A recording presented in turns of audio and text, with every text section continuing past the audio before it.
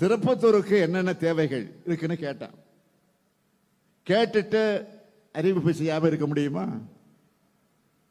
அதனாலதான் இந்த மாவட்டத்துக்கான 5 அறிவிப்புகளை இப்போ வெளியிட போறோம். முதலாவது அறிவிப்பு,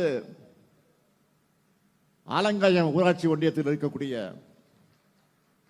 நெக்னாமலை பகுதியிலே வாழக்கூடிய குழந்தைகளுக்கு பள்ளிக்கு செல்லவும், பொதுமக்கள் மருத்துவ வசதிகள் பெறவும், வேளாண் விற்பனை பொருட்களை விற்பனை செய்யவும் 30 கோடி ரூபாய் செலவில் 7 கிலோமீட்டர் நீளமுள்ள சாலை அமைக்கப்படும். இரண்டாவது அறிவிப்பு, குமாரமங்கலம் பகுதி மக்களுக்கு சீரான மின் விநியோகத்தை உறுதி செய்கிற வகையில் அந்த பகுதியில் 6 கோடி ரூபாய் செலவில் புதிய துணை மின் நிலையம் அமைக்கப்படும். மூணாவது அறிவிப்பு, நல்லகுண்டா பகுதியில் ஏற்கனவே அறிவிக்கப்பட்டுள்ள தோல் அல்லாத காலணி உற்பத்தி பூங்காவை ஒட்டி 5000 பேருக்கு வேலை வாய்ப்புகள் வழங்குகிற வகையில் 250 ஏக்கர் பரப்பளவில் 200 கோடி ரூபாய் செலவில் புதிய சிப்காட் தொழிற்பூங்கா அமைக்கப்படும். நான்காவது அறிவிப்பு, திருப்பத்தூர் நகரத்தோட மைய பகுதியில் பழைய பேருந்து நிலையம் அமைந்திருக்கக்கூடிய இடத்துல 18 கோடி ரூபாய் செலவில் அடுக்குமாடி வணிக வளாகம் அமைக்கப்படும். ஐந்தாவது அறிவிப்பு, ஆம்பூர் நகர மக்கள் பயன்பெறக்கூடிய வகையில் 1 கோடி ரூபாய் செலவில் புதிய நூலக கட்டடம் கட்டப்படும். நாம அறிவிப்புகளை மட்டும் பண்றதில்லை, அவற்றை விரைந்து செயல்படுத்தி அதையும் ஆய்வு செஞ்சுட்டு இருக்கிறோம், தொடர்ந்து ஆய்வு செஞ்சுட்டு இருக்கிறோம். நேற்று நான் திருப்பத்தூர் வரக்கூடிய வழியில் பூதலூர் ஊராட்சியில் இருக்கக்கூடிய கலைஞர் கனவு இல்லத்தை போய் பார்வையிட்டேன். அங்கே குடியிருந்த ஒரு தாய், அவரை போய் நான் சந்திச்சேன், வீட்டுக்குள்ள போய் சந்திச்சேன். அவங்க அடைந்த மகிழ்ச்சிக்கு அளவே இல்லை. அவங்க மகிழ்ச்சி தான் என்னுடைய மகிழ்ச்சி.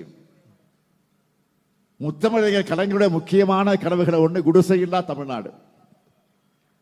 அந்த கனவை நனவாக்குற வகையில் கலைஞர் பெயரால கனவியல் திட்டத்தில் வர 2030ஆம் ஆண்டுக்குள்ள தமிழ்நாட்டின் ஊரக பகுதிகளில் 6 ஆண்டுகளில் 8 லட்சம் கான்கிரீட் வீடுகளை கட்டித்தர போறோம். ஒரு வீட்டுக்கு 3 லட்சம் ரூபாய் தரோம். கடந்த 2 ஆண்டுல மட்டும்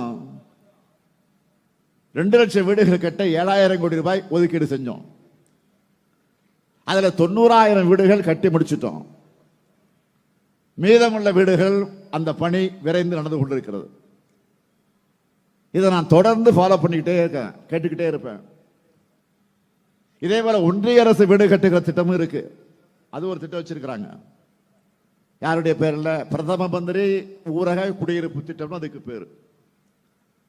ஒரு வீடு கட்டுவதற்கு 1,20,000 நிர்ணயிச்சாங்க. இதுல 60 விழுக்காடு நிதியை ஒன்றிய அரசும் 40 விழுக்காடு நிதியை மாநில அரசும் தரணும். 1,20,000 வீடு கட்ட முடியுமா? அதுல 60%, அதாவது 72,000 ரூபாய் தான் ஒன்றிய அரசு தருது. மீதி கூடுதலா நம்ம மாநில அரசு 1,62,000 ரூபாய் கொடுத்து வீடு கட்டி தரோம். பேரு தான் அவங்களோடது, நிதி நம்மோடது.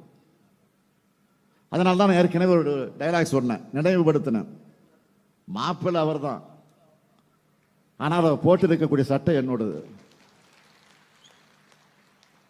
இப்படிதான் தமிழ்நாட்டுக்கு தர வேண்டிய நிதியை ஒழுங்கா தர்றதில்லை, தந்தாலும் அரைகுறை தான். இந்த நிலையில ஒன்றியத்தில் இருக்கிறவங்களோட எண்ணம் எப்படி இருக்கு? தமிழ்நாட்டு மக்களை மதத்தால சாதியால பிளவுபடுத்த தொடர்ந்து முயற்சி செஞ்சுக்கிட்டு வராங்க. அவங்களால முடியாதப்போ இங்க இருக்கக்கூடிய அதிமுக கட்சியை சேர்த்துக்கிறாங்க. நாம கேட்கிறது, நாட்டில் வளர்ச்சி செய்யறது சரி, இது நாட்டில் இருக்கக்கூடிய வளர்ச்சி சரியுதுன்னு, மக்களுடைய வாழ்வாதாரம் பாதிக்கப்படுதுன்னு, வேலை வாய்ப்பு இல்லைன்னு சொன்னா, பிஜேபி அதிமுகவும் மக்களை பற்றி கவலைப்படாம மதத்துக்காக கவலைப்படுறாங்க. இதுதான் அவங்க அரசியல். தமிழ்நாட்டில் மதத்துக்கு ஆபத்துன்னு அதிமுக வச்சுக்கிட்டு பாஜக பேசுறாங்க. உண்மையிலே சொன்னா தமிழ்நாட்டில் பாஜக கூட்டணிக்கு தான் இப்ப ஆபத்து. மிஸ்டு கால் எல்லாம் கொடுத்து பார்த்தாங்க கட்சியை வளர்க்க முடியாம போனவங்க. தங்களுடைய அரசியல் லாபத்துக்காக இப்ப கடவுள் பெற மிஸ்யூஸ் பண்றாங்க, மிஸ்யூஸ் பண்ணிட்டு இருக்கிறாங்க. இவங்களோட போலி பக்தியை, அரசியல் நாடகத்தை இங்க யாரும் ஏற்க மாட்டாங்க. இது தமிழ்நாடு, தந்தை பெரியார் உருவாக்கிய மண், அண்ணா வளர்த்த மண், கலைஞர் அவர்கள் இதை மீட்ட மண். தமிழ்நாடு அனைத்து மதத்தினருக்கும் தங்கள் உரிமையோடும் பிற மதத்தினரோட நல்லிணக்கத்தோடும் வாழுகிற மண் இது. கடந்த 4 ஆண்டு காலத்தில் தமிழ்நாடு வரலாற்றில் அளவுக்கு 3000 கோயில்களுக்கு குடமுழுக்கு நடத்தி இருக்கிறோம். அதே போல் 84 கோடி ரூபாய் மதிப்பீட்டில் தேவாலயங்களையும் மசூதிகளையும் புனரமைக்க நிதி ஒதுக்கி இருக்கிறோம். இதுதான் நம்ம திராவிட மாடல். இதையெல்லாம் பார்த்துத்தான் மதவாத அரசியல் பண்றவங்களுக்கு பத்திக்கிட்டு எரியுது.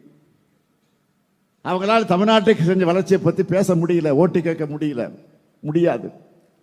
செஞ்சிருந்தது தானே சொல்ல முடியும்.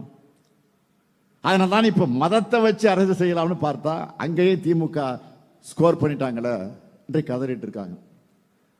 ஏதாவது ஒரு குழப்பத்தை ஏற்படுத்த படாத பாடுபடுறாங்க. அவங்களுக்கு நான் சொல்லிக் கொள்வது, மீண்டும் சொல்லுகிறேன், இந்த மண் தந்தை பெரியார் பண்படுத்தி இருக்கக்கூடிய மண், பேரறிஞர் அண்ணாவால் மேன்மைப்படுத்தப்பட்டிருக்கக்கூடிய மண், தலைவர் கலைஞர் அவர்களால் வளர்க்கப்பட்டிருக்கக்கூடிய மண். இப்படிப்பட்ட தலைவர்களை நீங்க கொச்சைப்படுத்தி வீடியோ போடுறீங்க. அதை கைகட்டி வேடிக்கை பார்க்குது யாரு? அண்ணா பேர்ல கட்சி நடத்துகிற கூட்டம். அண்ணா பேரையே அவங்க அடமானம் வச்சுட்டாங்க. இன்னைக்கு கட்சியை அடமானம் வைக்கிறவங்க நாளைக்கு தமிழ்நாட்டை அடமானம் வைக்க நாம அனுமதிக்க கூடாது. தமிழ்நாடு தன்மானம் உள்ள தமிழ்நாட்டு மக்களும் இந்த மண்ணுக்கு எதிராக பின்னப்படுகிற சதி வேலைகளோட நோக்கத்தை புரிஞ்சு தமிழினத்துக்கும் எதிரானவங்களுக்கும் எதிரிகளுக்கும் துணை போகும் துரோகிகளுக்கும் ஒரு சேர பாட புகட்டணும். உங்களுக்கு அரணாக என்றைக்கும் இருக்கக்கூடிய திராவிட முன்னேற்ற கழகம், இந்த முத்துவேல், கருணாநிதி, ஸ்டாலின் எப்பொழுதும் இருப்போம். அதேபோல் நீங்களும் என்றைக்கும் எங்களுக்கு துணையாக இருக்கணும் என்று கேட்டு விடைபெறுகிறேன். நன்றி, வணக்கம். திருப்பத்தூர் மாவட்டத்தில் 30 கோடி ரூபாய் மதிப்பீட்டிலான சாலை பணிகள் குமாரமங்கலம் பகுதியில் துணை மின் நிலையம், நல்லகுண்டாவில் 200